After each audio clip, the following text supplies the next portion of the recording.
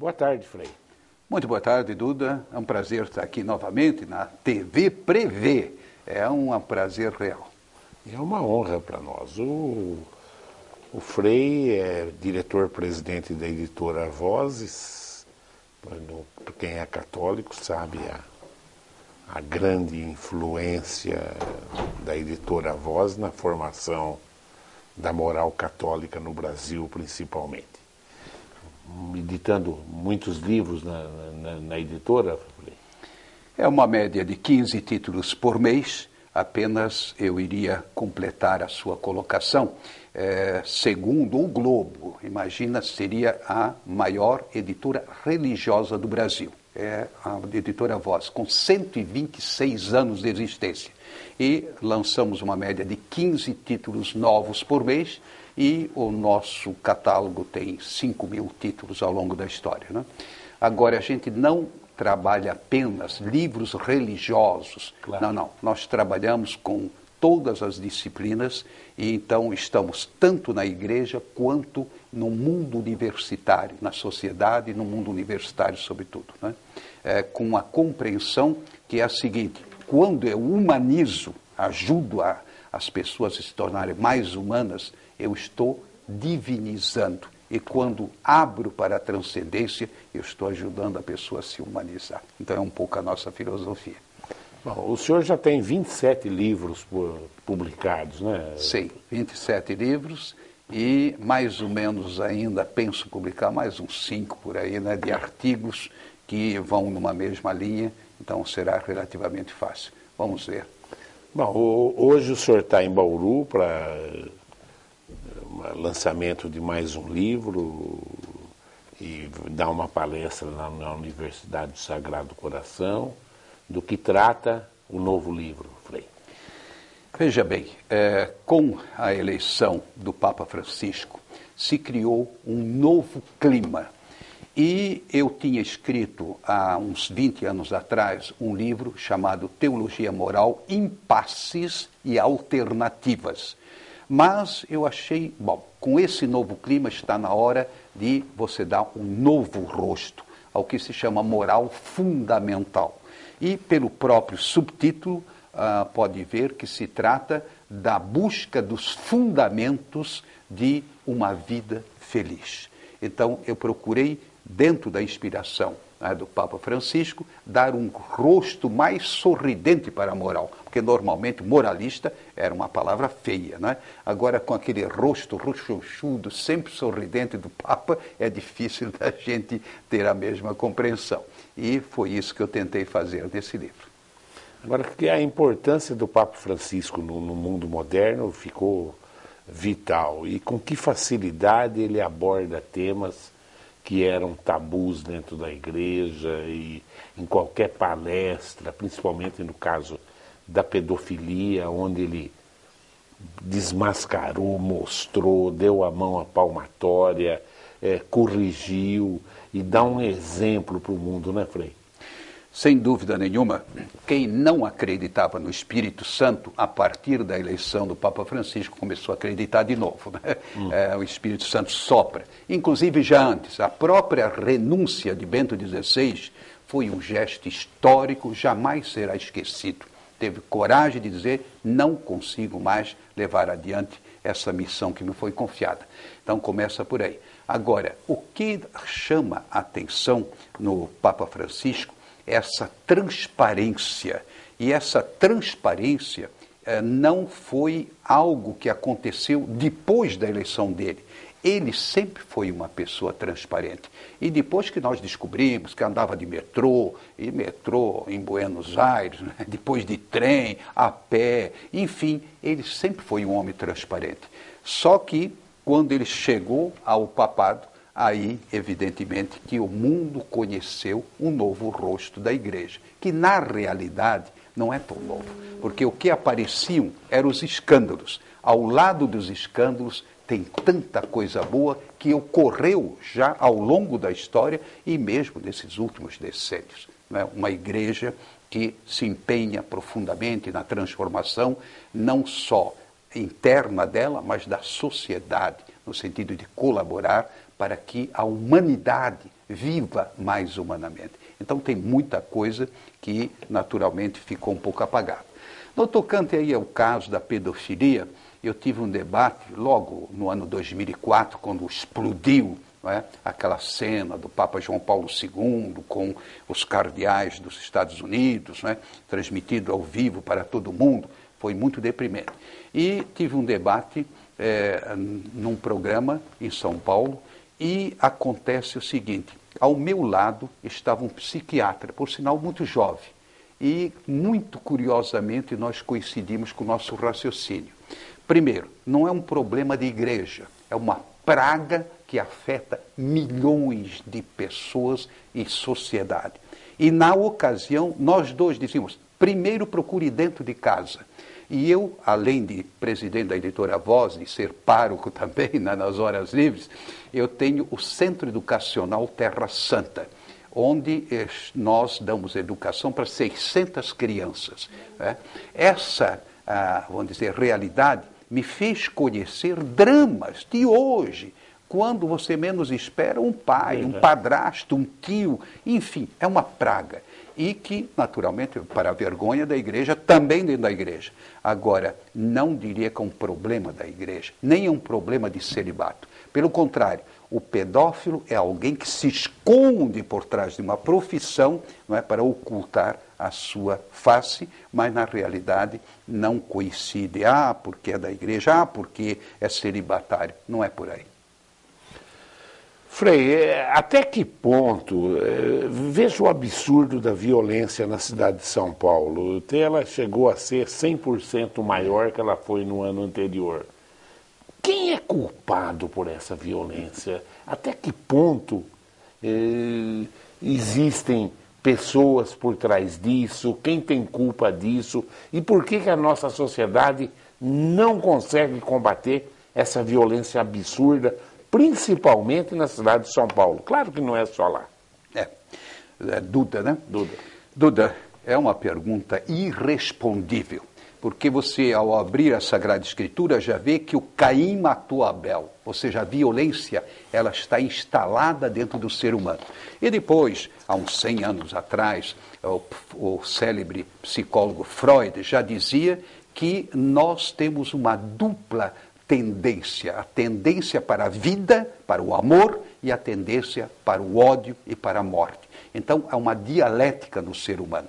E todos nós temos que administrar essa dualidade, e que a igreja chamou, não é, com propriedade, de pecado de raiz, pecado original. Lá dentro de nós existe um anjo, mas ao mesmo tempo muitos demônios, não é? E você precisa administrar. Muito bem, isso é a partir da pessoa. Em termos de sociedade, o mundo sempre foi violento. A história da humanidade é uma história de guerras, não é? Os heróis da humanidade, em grande parte, são grandes criminosos. Passaram por ser heróis porque mataram muitos, não é? E agora com meios cada vez mais sofisticados. Drones. Não, ninguém atira mais. Não, nossos soldados não vão mais para o campo de batalha. Em outras palavras, é uma violência institucionalizada, em que uns povos querem dominar sobre os outros, umas camadas sociais querem dominar sobre as outras. Agora, no caso do Brasil, eu tenho lá a minha interpretação. As passeatas do ano passado, julho do ano passado, incomodaram muita gente. E, naturalmente, interessava tirar aquele rosto pacífico, porque no fundo eram passeatas pacíficas e que queriam, digamos, certas reivindicações, mudanças, etc., mas não com violência. Eu acho que ali rolou, não é, uma ideologia muito hábil para colocar criminosos para deturpar as reivindicações populares. Para mim, a explicação está por aí. Ou seja, muitos saindo de dentro das cadeias, outros sendo pagos para agitar e que interessava o status quo que não fosse adiante a manifestação pacífica das exigências do povo, de educação, saúde, não é? Tantos campos que voltam sempre de novo à tona e que na realidade ninguém está enfrentando. Do que trata o seu livro Teologia Moral? Olha, a teologia, ela pela própria palavra já diz, Theos é Deus, e Logos é o raciocínio, a raciocinar a partir de uma perspectiva de um Deus que se revela a nós. Se revela pelos fatos, pelos acontecimentos, se revela pela sua palavra. E hoje eu, por exemplo, me dedico muito à genética.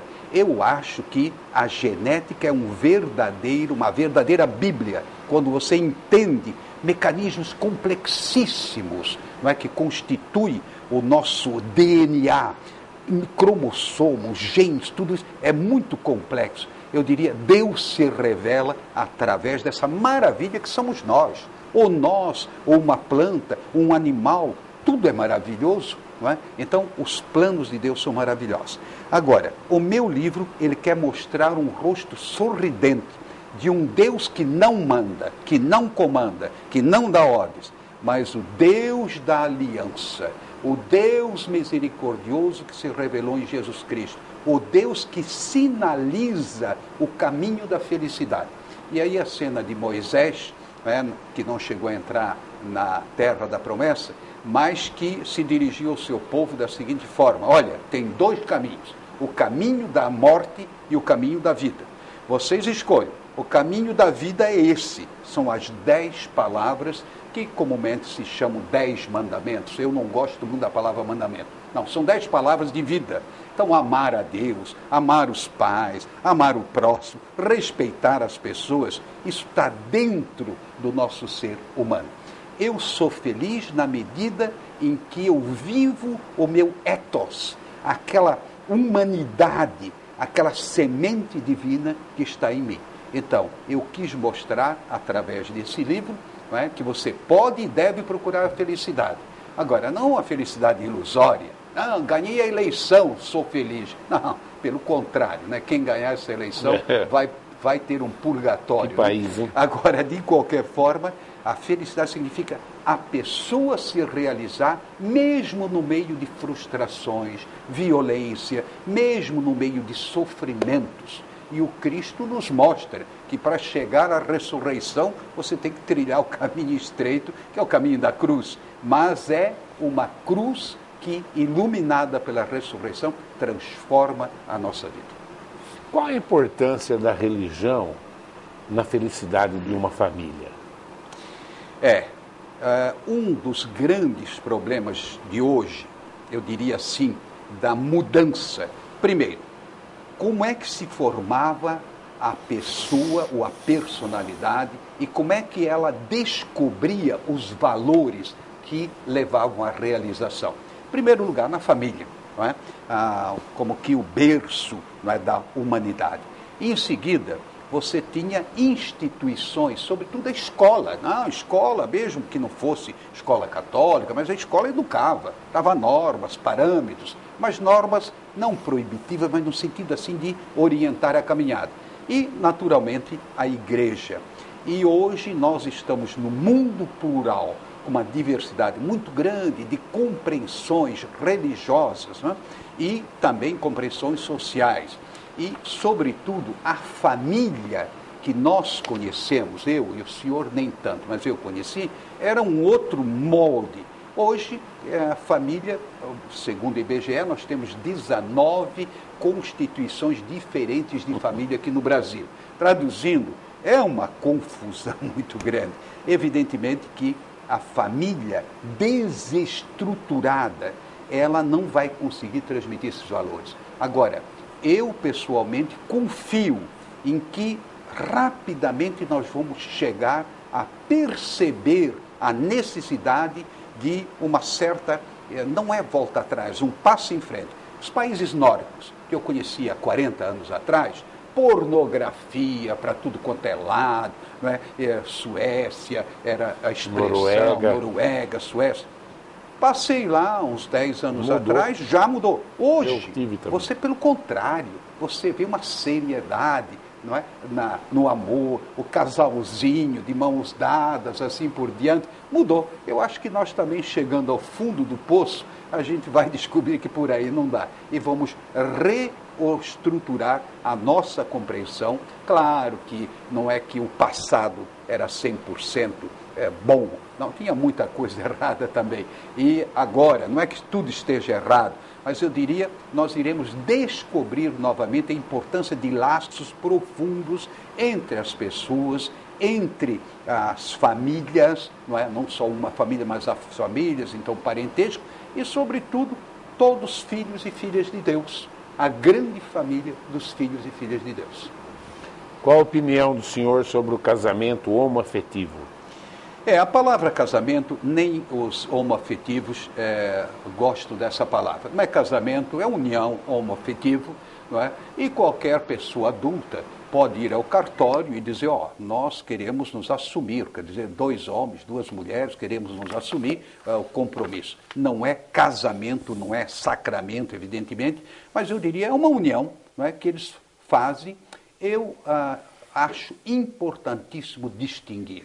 Há pessoas que são, assim, homoafetivas na sua estrutura mais profunda, mas são poucos. Depois tem um grande número que tem algo de, ou tem uma fase. E depois tem um grandíssimo número que não tem nada a ver com isso. Entrou numa onda, não é? Essa onda passa. Ela vai passar como a onda feminista passou. Agora você está numa sociedade bem mais equilibrada nesse particular, assim também em relação ao homoafetivo.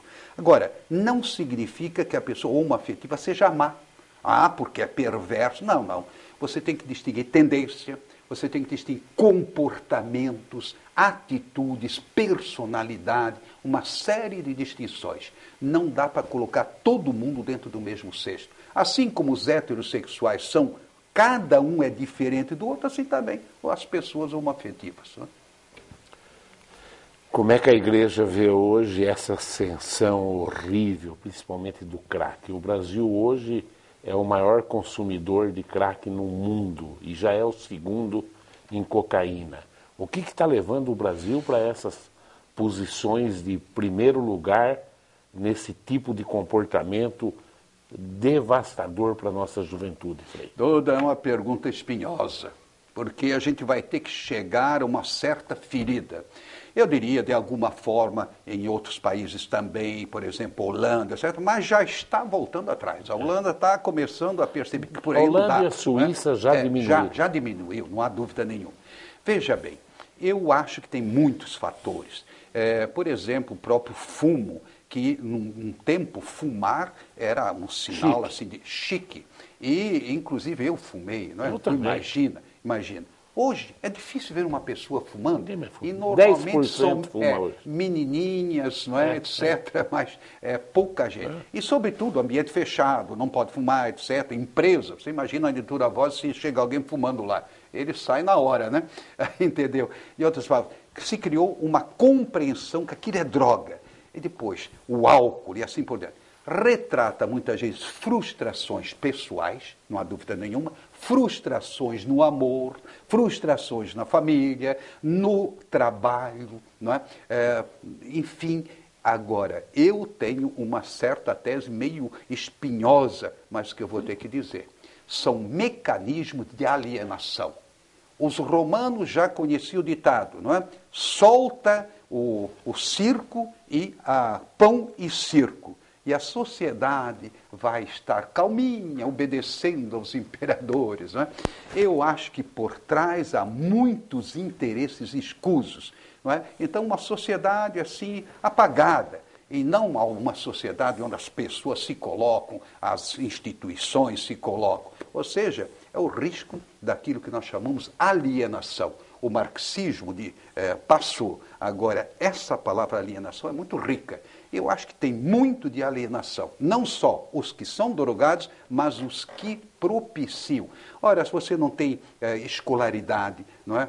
Tem. Não tem, não. Não tem escolaridade, não tem hospitais, não tem, vamos dizer, o tratamento da saúde, não tem debates sobre valores, mesmo na escola, não. Aparecem cartilhas aí, uma vergonha, né? De cartilhas que aparecem por aí. Em outras palavras, nós temos que repensar a nossa sociedade para superar esse tipo de drama. É um drama terrível. É verdade. O telespectador Dr. Natanael é advogado. Ele pergunta: Frei, o Papa Francisco admite a possibilidade da Igreja discutir o fim do celibato para padres. O que o senhor pensa sobre isso?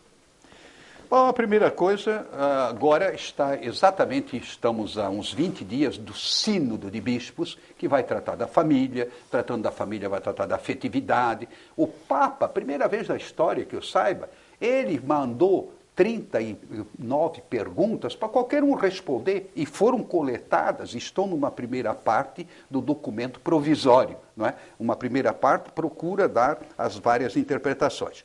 Eu acho normal que se discuta e principalmente tendo presente que, pelo que nos consta, a maior parte dos apóstolos eram casados. Aí eles até gostaram que o Cristo chamou, alguns estavam meio cansados, né? Não, estou brincando, evidentemente. Mas os apóstolos eram casados, depois, muito ao longo dos tempos, você vai encontrar, vamos dizer, uma certa evolução na direção do celibato. Agora, o que vai ocorrer, no meu modo de entender, a primeira coisa não é um primeiro passo, o padre vai casar, vai ser um desastre.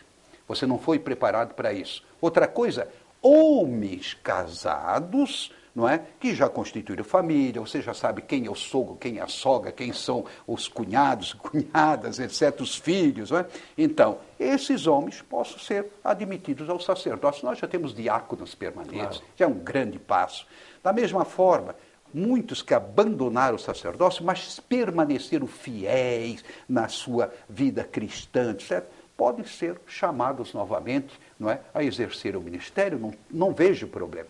A questão é, o padre que é padre, não é, vai casar, você não sabe com quem, não sabe os desdobramentos, etc. Então, eu pessoalmente penso que não é por aí, mas é o lado contrário. Ter essas pessoas que nós chamamos pessoas de experiência de vida e que, numa certa altura, vão exercer o ministério. Eu acho que isso vai ocorrer. Agora, não posso jurar, porque eu não sou papa. Não é? Claro. Não posso jurar, não sou cardeal. Os cardeais estão lá para discutir. Mas certamente haverá, assim, um passo nessa direção de melhor aproveitamento. Outra coisa, é uma mentalidade muito clerical. E certamente com esse Papa a gente já está vendo, é a igreja dos fiéis. Então, isso já dá uma outra dinâmica na administração, por exemplo, conselhos pastorais, conselhos administrativos. Em outras palavras, o chamado leigo não vai mais existir na igreja. Não é? Vão ser pessoas batizadas que assumem a sua responsabilidade dentro da sua igreja. Não é? Bom, hoje à noite, então... o senhor dá uma palestra e faz o lançamento do livro. Perfeitamente. Uma palestra sobre teologia às 20 horas. Às 20 horas. Teologia moral no ritmo do Papa Francisco. Né? Vamos ver qual é o ritmo dele. Né?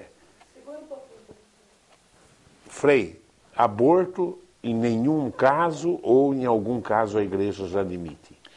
Olha, veja estupro... bem, eu gostaria de ter presente aqui uma visão mais ampla. Hoje,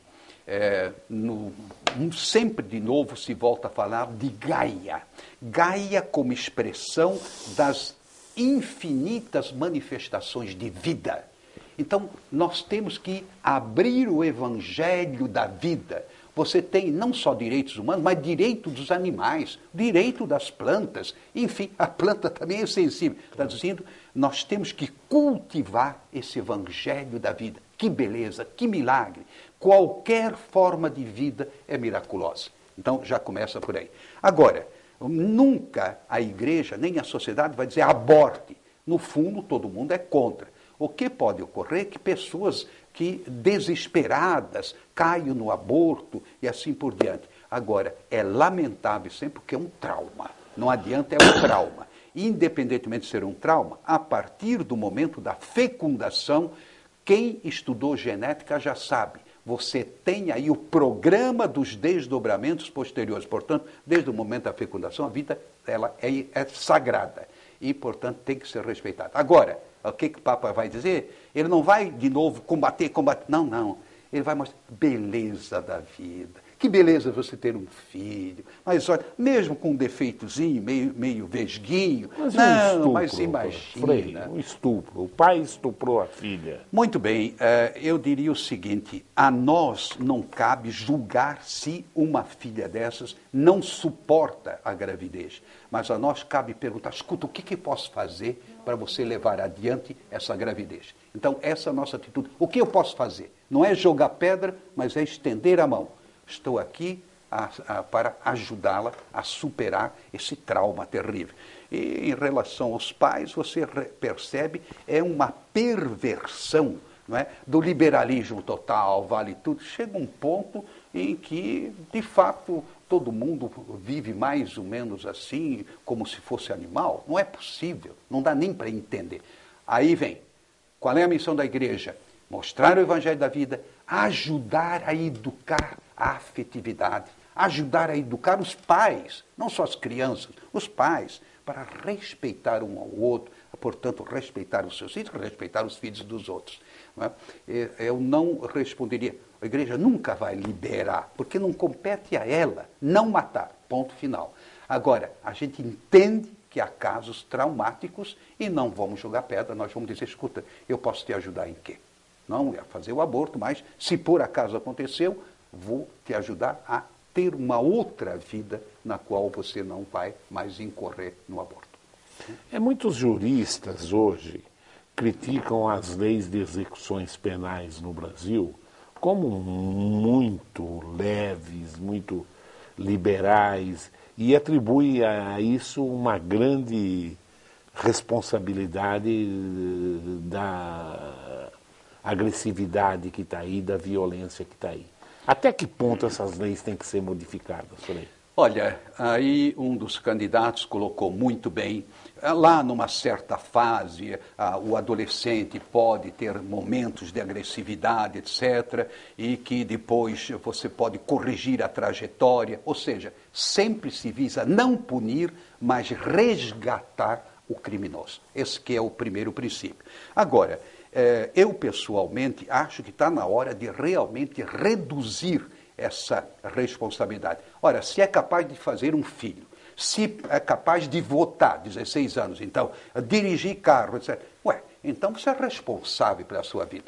Essa história de passar a mão assim, eu acho profundamente comprometedora. A maioridade penal deve diminuir. Exato. Agora, o que acontece em vários países, às vezes até com 10 anos, matou... 10. Agora, aí é que está. Que tipo... A maioria é 14 anos. 14 que anos. tipo de penalidade? Não, é educar para o trabalho, desenvolver o senso artístico, desarmar a agressividade, um investimento no resgate dessa pessoa. E não punir por punir. Punir por punir sempre é prejudicial e nunca é de acordo com o Evangelho.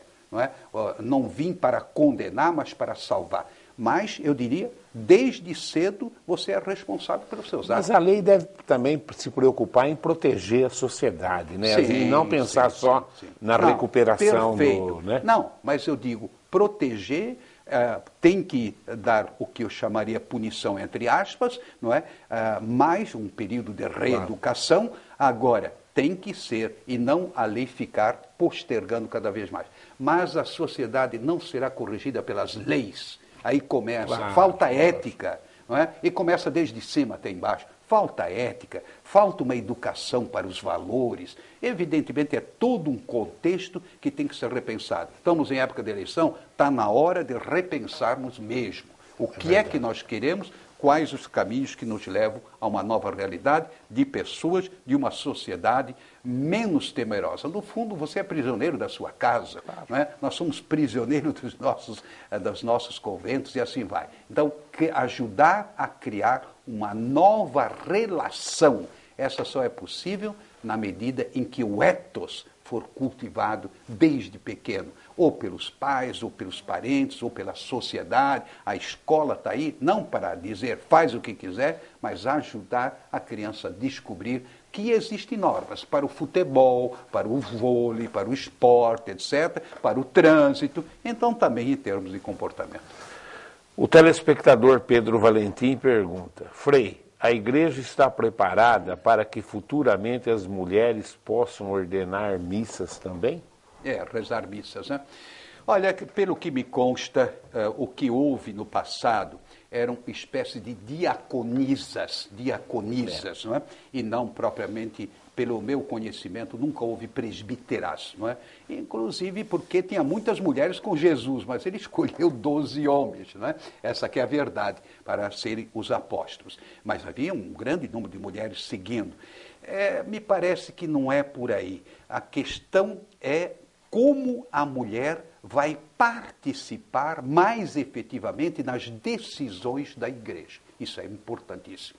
Ou seja, não apenas vai lá servir, distribuir a Eucaristia, não apenas puxa a reza, mas eu diria assim que a mulher realmente se sinta membro vivo da igreja, em todas as instâncias. Agora, ordenação sacerdotal, eu não vejo que seja algo que vá acontecer, porque, pelo que me consta, nunca ocorreu na história. É verdade.